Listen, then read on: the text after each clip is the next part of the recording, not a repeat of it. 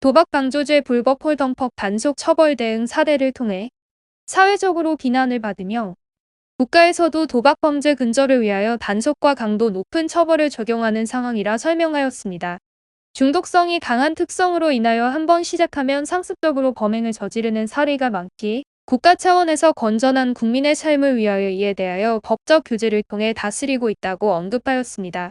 일시적인 오락행위로 간주하는 이들도 있으나 실제로 한번 도박을 경험한 이들은 근로의 노력이 없이도 1억 천금의 기회를 안게 된다는 착각에 빠져 더 이상 노동을 시도하지 않게 되면서 수많은 빚을 진 채 도태된 인생에 빠지게 된다고 전문가들은 설명하였습니다.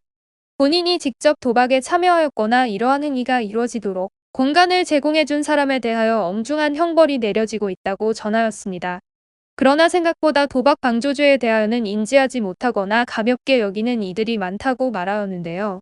하지만 이러한 현실과는 달리 도박이 이루어지고 있다는 사실에 대하여 알고 있었음에도 이를 신고하지 않고 묵인하는 등 범죄 행위를 방조하였거나 간접적으로 지원해 주었다면 도박 방조죄 혐의로 형사상 책임을 지게 된다고 조언하였습니다.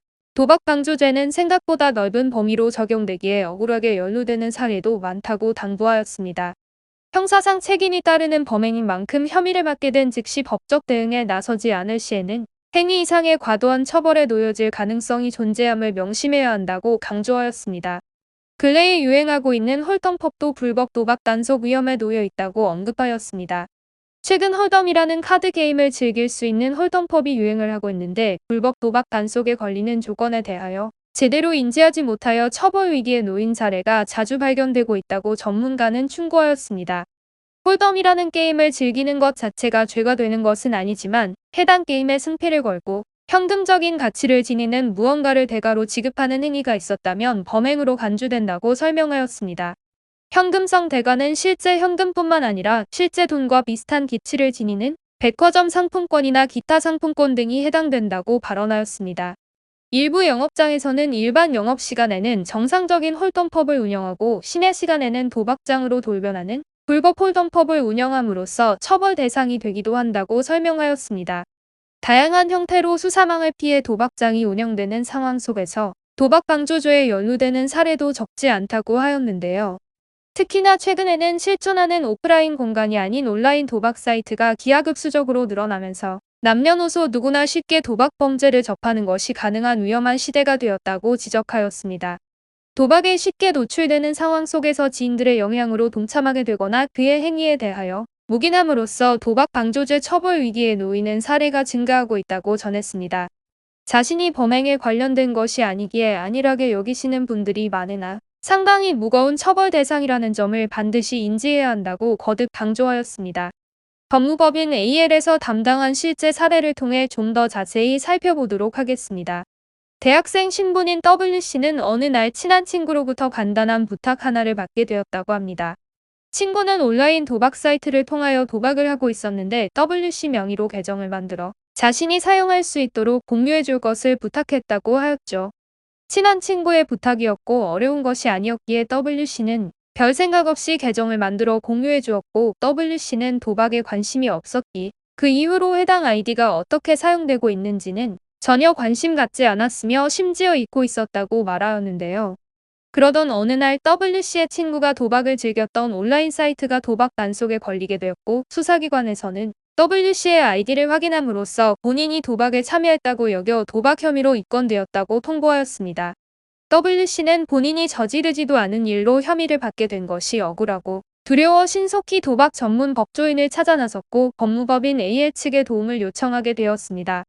법무법인 R 변호사는 WC가 직접 도박 행위를 한 사실이 없다는 점을 금전 이동에 관한 계좌이체 내역 등 객관적인 근거를 통하여 강하게 주장하였고 단순히 지인의 요청으로 계정을 공유한 사실만 있음을 피력하였습니다. 신속하고도 적극적인 대응에 나선 결과 경찰에서도 기존에 적용한 죄명을 도박 방조로 변경할 수 있었습니다.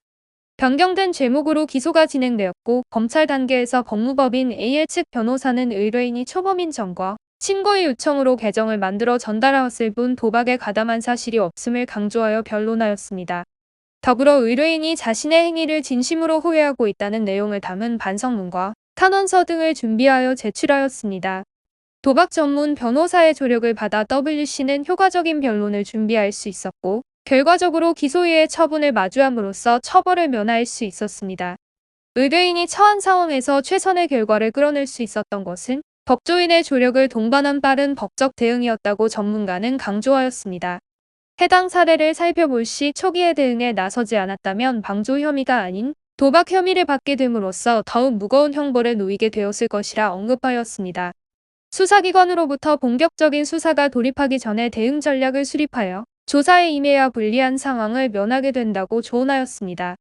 도박 단속도 활발하게 이뤄지고 있는 와중이기에 억울하게 연루되는 사례가 급증하고 있다고 설명하였습니다. 각종 도박 범죄 혐의를 받게 되었다면 실형 위험도 상당히 크기에 최대한 빠르게 대응해야 함을 거듭 강조하였습니다. 법무법인 AL에서는 재빠른 대처가 필수적인 본 사안에 대하여 처벌 위험에 놓이신 분들을 위하여 24시간 비대면 상담을 도와드리고 있습니다. 성공 사례를 보유한 전문 변호사가 직접 상담해드리고 있기에 실질적인 해결 방안을 비용 부담 없이 즉각 받아보실 수 있습니다. 자세한 비대면 상담 신청 방법은 상단의 이미지를 참고하세요.